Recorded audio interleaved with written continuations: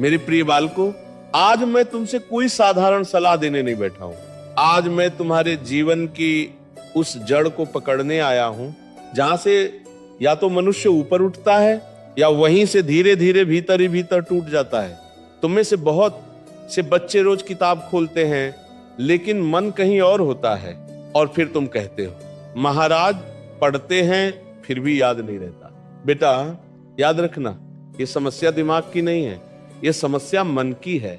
ईश्वर ने किसी को कमजोर बुद्धि देकर नहीं भेजा।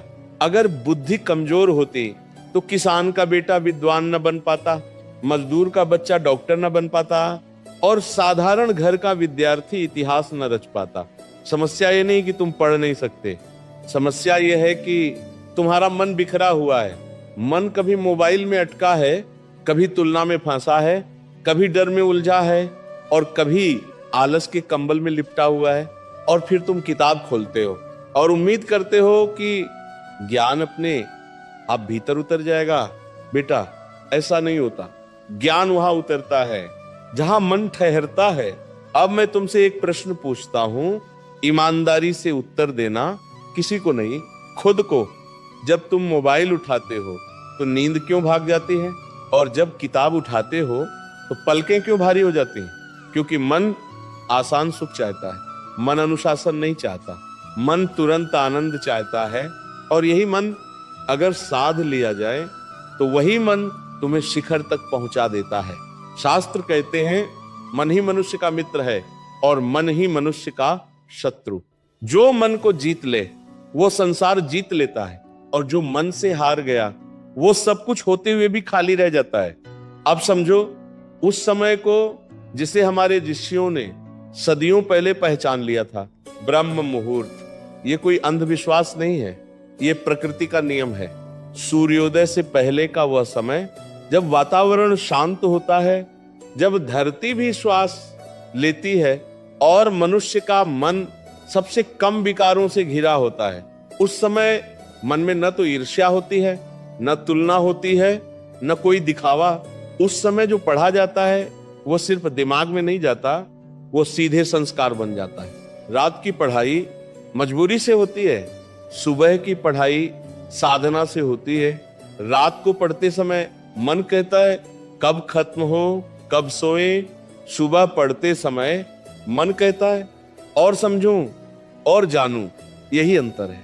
अब एक और सत्य सुन लो जो कड़वा है लेकिन आवश्यक है। अगर तुम पढ़ते समय मोबाइल पास रखते हो तो समझ लो तुम आधा युद्ध पहले ही हार चुके हो, क्योंकि बिखरा हुआ मन कभी विजेता नहीं बनता। पढ़ाई से पहले मन को तैयार करना पड़ता है, जैसे किसान बीज बोने से पहले जमीन को तैयार करता है। अगर जमीन पत्थर की होगी तो बीज अंकुरित नहीं होगा।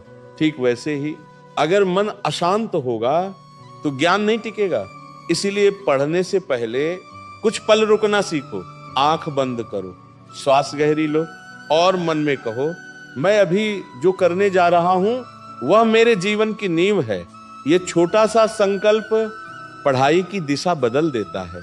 और बेटा एक बात कभी मत भूलना, रटना ज्ञान नहीं है। जो समझ से पढ़ा जाता है उसे याद रखने की जरूरत नहीं पड़ती, और जो डर से पढ़ा जाता है वो समय के साथ मिट जाता है। इसलिए प्रश्न पूछो क्यों, कैसे और इसका मेरे जीवन से क्या संबंध है। जहां प्रश्न जागते हैं वहीं बुद्धि जागती है। अब निरंतरता की बात सुनो। आज बहुत पढ़ना और कल बिल्कुल ना पढ़ना, ये उत्साह है, अनुशासन नहीं। लेकिन जो विद्यार्थी रोज थोड़ा एक ही समय एक ही स्थान पर पढ़ता है उसका मन अपने आप उस समय सीखने लगता है। अब यहां रुककर खुद से पूछो क्या मैं सच में अपने भविष्य के साथ ईमानदार हूं? क्योंकि जो आज समय को हल्के में लेता है, समय एक दिन उसे बहुत भारी पड़ता है। मैं यही नहीं रुक रहा, अभी तो तुम्हारे भीतर की जड़ को और गहराई से समझना बाकी है। और यहीं से बेटा असल परीक्षा शुरू होती है, क्योंकि समझ लेना आसान है लेकिन टिके रहना कठिन। आज तुम सुन रहे हो, मन हिल रहा है, दिल कह रहा है हाँ अब बदलूंगा। लेकिन कल सुबह जब अलार्म बजेगा तो वही पुराना मन फिर तुम्हारे सामने खड़ा होगा और वही मन कहेगा आज नहीं कल से। याद रखना, यही एक शब्द हजारों जिंदगियां खा चुका है।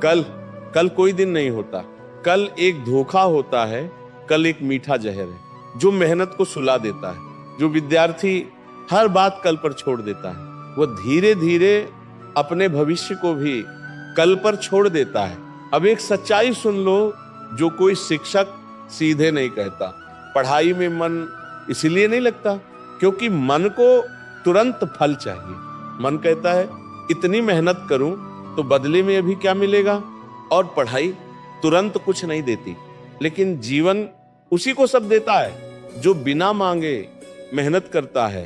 तुम्हें लगता है टॉप करने वाले बच्चों को आलस नहीं आता? आता है, बहुत आता है। तुम्हें लगता है उन्हें फोन चलाने का मन नहीं करता? करता है, सब करता है।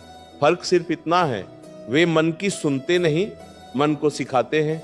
वे मन से कहते हैं अभी नहीं, और यही अभी नहीं एक दिन सब कुछ बन जाता है। अब अपने घर को याद करो, उस पिता को याद करो जो तुम्हारे सामने कमजोर नहीं बनता लेकिन रात में चुपचाप सोचता है मेरा बच्चा सफल हो जाए। उस माँ को याद करो जो अपने सपने तुम्हारे नाम कर चुकी है। बेटा, तुम्हारी पढ़ाई सिर्फ तुम्हारा भविष्य नहीं है, ये उनका भरोसा है, और भरोसे का कर्ज टालने से नहीं उतरता।